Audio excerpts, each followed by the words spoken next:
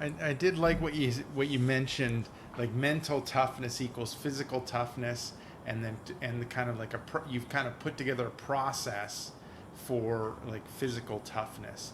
Now, you know, relating this to like the average person, like how can like the ordinary person, regular person, benefit from, you know, improving their mental toughness, or even like their mental toughness, having that end up leading to improving their physical toughness? Well, that I think is it's a great question because I think that's the question that so many people start from because it kind of comes down to, okay, Mike, what would a normal person have to gain from this world that you seem to gravitate towards and come from? Yeah. And my answer to that is, hey, the average person, the typical person has the most to gain because they're not currently operating in a place that's really testing them. So the more regular a person might see themselves, the more progress, the more of a jump there is for them to make, and that's always very exciting to me. I'm working right now with a team of athletes, wrestlers. They're very, very good. Some of the best in the land. I'm not able to disclose who they are um, because apparently they don't want anyone to know. Uh, they're super, super tough. And it's very interesting work, but I came into their lives, athletically speaking, uh, at a point where some of them were training for the Olympic Games this year. That's where they're at. So yes, it's always very stimulating to work with people who are very high level practitioners, but the needle for someone like that is only going to be able to move between here and here. When I get the chance to work with, it almost sounds like it's a disparaging term, regular people. It's not. I like regular people. Um, but, the average person who hasn't done anything in a while, let's say, if they just sort of allow themselves to step into that place where, why not me? Why don't I do that? Why don't I just decide that, starting tomorrow, I'm just going to live as a badass and I'm going to do what badasses do. And of course, you get to decide whatever that means to you. That's yours to define. But once you do that and you start doing that, I mean, holy smokes, the jumps that they get are so big and so potentially motivating that it's really fun to work with those kinds of people. I still work with athletes that I would refer to as kind of like regular people. Uh, because they're sort of an athletic spectrum. I mean, much of what I do is work with teams and or individual athletes that have been identified from a particular team. But if I'm working with, like, say, high level wrestlers, or I'm working with gymnasts, physically speaking, those are the chosen ones. You can be a good athlete in some other sports, but you haven't necessarily really tapped your full athletic potential. Like if you're a golfer, you're a volleyball player, you may be very technically skilled, but maybe you're so skilled you've never really had to push yourself, physically. You've never really explored just what, a challenging, well structured, but challenging, physical training program might be. And of course, if you decide to go down that path, then what you really need to excel along that path is to have the mental skill components that accompany that. Because in my own worldview, Rick, the mind is the body is the mind. I don't see a separation. I do see many people that are very much running one or the other. A lot of very cerebral types who are very non-physical, a lot of very physical types who don't seem to be all that interested in engaging their brain so much.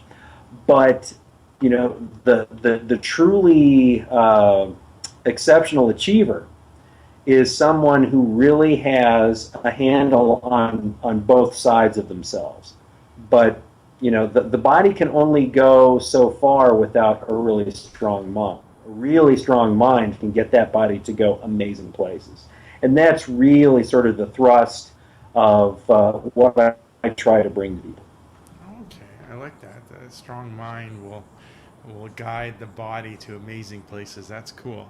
Now, what would be some tips that you would give people if they kind of wanted to work on improving their mental toughness? Well, the first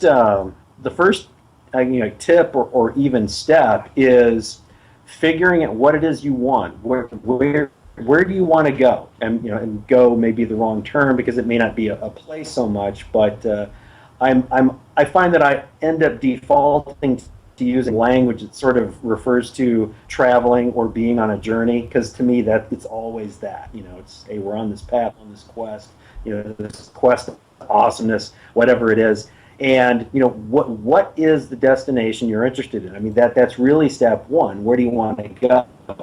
And that defines everything else. We sort of reverse engineer our process from there. And if you really sort of allow yourself, I mean, maybe once upon a time you did track or you did cross country, but it's been a really long time since you ran. But there's just, maybe you feel like you've got some unfinished business doing that. And maybe you want to run like, one of these ultra races, like let's say it's 50 miles or just something just, to the average person that's pretty crazy. But, first we have to identify, what, I want to run that 50-mile race. And then you kind of like catch the breath. It's like, oh my gosh, I actually said that out loud, which, can be kind of intense for people, because once you say it out loud, even if there was no one else in the room, you were there, you heard it. Now you're kind of accountable for that thing that you just gave utterance to. And okay, so what does that mean? What are the implications of running 50 freaking miles? And then you start doing the math. And that's when you realize, okay, this is going to be serious work. Work that I'm not going to be able to just jump into, 4, 8, 12 weeks. This is going to be a longer process, so that we can do this as sensibly as one can do something crazy, because 50 miles is kind of crazy, and that's coming from kind of crazy guy. But if you build the right plan, even things which seem crazy or terrifying to the average person, can be attainable. And that's really it. So, step one, we identify that thing, that dream, the quest, the destination. And then two, we figure out, okay, what is it going to take for us to get there? And then three, now we know how to calibrate, the mind, exactly to the extent that it's going to take to get us there. Because if we don't give any shape to or specificity to what it is that we want to do, we not only can we not get there because we don't have a plan, but the mind itself can't really help you because it doesn't know what its target is. It gets back to the old, I got to lose some weight. Well, if the conversation doesn't get any more specific than that, your listeners already know, that's a journey that's not going to go anywhere. I mean, it's not even really going to get started, because where's it going? We don't know, because losing some weight doesn't mean anything. So the mind, the mind wants to help you. The mind likes you. It's been around. It knows you really well, but it can't help you get there if we don't know where it's going. So those are really the key points. To anybody, for anything, what is it that you want? And that, as simple as some of this stuff sounds, can be very daunting. I mean, to really explore and really just let it out. It's kind of like a psychologist doing word association, ink blots, or something like that. And you just say the first thing that comes to your mind, to actually let out what it is that you want to do. That can be scary. I mean, it can be exhilarating and amazing and super cool, but it can be scary. And if it's scary, that's okay too. I think we're so conditioned to feeling comfortable about things, I think we're in kind of a low expectation culture at the present time, which is sort of a byproduct of everybody gets a ribbon or a trophy or a cookie. Now I want a cookie. That we don't really think in terms of pushing ourselves. I mean, you know the old, hey, I'm thinking about losing some weight. And what does the other person say? Don't get too carried away. I mean, it's always like, some, assertion of a mediocre mindset, some sort of limiting statement. We tend to not gravitate towards extreme challenge, and we tend to not to sort of promote that to other people. It's almost like we feel as though to be a good friend we have to say, well, a lot of people injure themselves running, so maybe that's not such a great. It's always like, we're just kind of throwing wet blankets all over everything instead of just kind of trying to be a universal support group of awesomeness to the world, which is, I think, what we should be. Universal group of awesomeness. I like that. It's a support group. Yeah. Support group. So anytime someone says, hey, I want to do this and it's going to be super cool, everyone around them should go like, man, that is awesome. They just high five and just celebrate that. So that's kind of the approach I have, really in general is, to encourage and be that guy that never says maybe you should be more careful. I'm always the guy that's like, no, let's do that. Yeah, this sounds cool. Let's go do that thing. Let's work on that amazing goal that you just identified for yourself. Cool. Now, you kind of mentioned it that you're in your 50s, so this kind of question is kind of appropriate. So what difference do you find training at 50 compared to your 20s? Okay, I talked currently. Say the question one more time. No worries. What difference do you find training at age 50 compared to 20? Like in your 50s compared to your 20s? That's a really good question, and here's why I think it's such a good question. Because there's a lot of preconceptions that, okay, you're older, you need to slow down, or, it's just, as we age, we're beat up, we want to take things easy. I think the difference for me is that my training now has a sense of urgency it would never have in my 20s. In my 20s, I literally couldn't hurt myself. Now, granted, before I got all smashed up in that accident I was alluding to, but when I was in the military, the physical stuff I could get away with was just insane. And I think as a result of that, I took that for granted.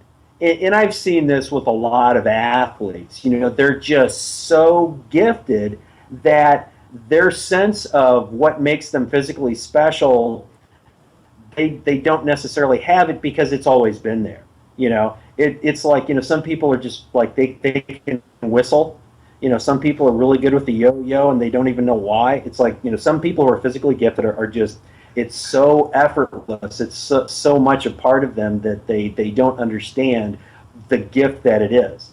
In my case, I understand that at 54, I'm getting away with stuff, when I work out that people who are 54 don't get away with, statistically.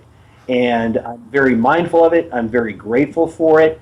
And I want to be a good, whatever that gift is, whatever that gift means, I want to be a good curator of that gift. I want to steward that gift hard. But at the same time, I'm not so protective of the gift that I treat it so reverently that I'm like, well, I'm just going to do a little bit of this today because I feel a little twingy. I'm still swinging for the fences. Now, I know enough about training that I don't do anything that's absolutely flagrantly stupid, but I push the envelope. I mean, admittedly, because I have to do the things that I want to do. But if I can't do the things that I want to do, or a facsimile of that, I'm not content. So that's really the difference between training as a 20-something versus training as a 50-something. Every day is an absolute gift. Oh, geez, that's something like an old guy would say. But it's true. It really is, particularly in the physical context. Anything physically that I want to do, I'm having to put in the time to maintain. So whether it's a base level of cardiovascular fitness. Just so I've got that extreme limit strength, whatever it is, the range of motion stuff, just doing crazy exercise that I like to do, doing the actual strength stunts I like to do, being able to, I'm a married guy and not to be gross, but I intend to carry on as a married man for as long as humanly possible. And, so all of those things require a certain attentiveness in terms of how I eat and so on. I tell the people that I work with, control the controllables. I mean, there's a lot of things that we can't control, and we drive ourselves crazy worrying about those things. I tend to not, and I encourage other people to not, but control the controllables. The things that I can control with respect to training, nutrition, recovery, I'm very attentive to those things, so that I can still do the things that basically kind of define me to myself, if that makes sense. Okay. Now, if you could pass one thing, what would be your most important piece of advice to my listeners and readers that they should leave this interview with? Okay. That's kind of awesome. No, seriously. Universal group of awesomeness. Yeah, yeah. The one thing that I would want to share is that thing that you've always dreamed of doing, that thing that just kind of gnaws at you, that thing that you never had time to get around to, that thing that maybe someone said that's not for you, that's for someone else. I would encourage you in this audience to really explore that, and really just be open to the idea that what if it could be for you? What if you could go do that thing that just that really exhilarating, or that really badass, or that really just it's meaningful for you because it's meaningful for you. Maybe no one else gets it, but it would be really meaningful for you to pursue it, especially if it's not something easy to pursue, and just explore that and accept that as something that could be real for you, and just see where that takes you. See if, upon perhaps accepting that as a potential reality, then look at the next steps and what those would be, and be brave enough to take a few of those steps, even if it means that you chase that thing down and you don't quite get there, even if it means the disappointment that might come from that. Who would you be from doing that, from bravely just deciding to step on that path and moving forward towards that thing? Who would you be as a result of that experience, even if you didn't quite make it? That's what I would want everybody listening, everybody reading, to just sort of embrace that as a possible outcome for themselves. Limitations off, full speed ahead, just you and that dream, that challenging, scary, weird, amazing, inexplicable dream. Awesome. That's a great way to finish. So, Mike, thank you very much for your time. Where can people get more information about Mike, about you? Best place is at MikeGillette.com. That's really sort of home base for what I'm up to. That's not a product site or anything like that. That's just where there's links to all of my social media channels, my blog, and that's the best way to sort of stay up on that. If you just connect with that site, I guarantee there's going to be something there that's going to challenge you or encourage you, or just let you know that you're not alone in this this steady, difficult but very worthwhile march towards being awesome. Awesome. So thank you very much for your time, Mike. My pleasure, Rick. This was great. No worries. And thank you everyone at exercisesforinjuries.com. I hope you enjoyed the interview. Make sure to swing by exercisesforinjuries.com, and you can contact me at the contact page and let me know if there is someone else that I should interview for you, or if there's a specific topic you want me to do an interview on. Also, while you're at exercisesforinjuries.com, enter in your injury or pain. There's a good chance I have an article, video, or interview that'll help you overcome your injury or pain. So that's it. This is Rick Cassell with Mike Gillette saying take care and bye-bye.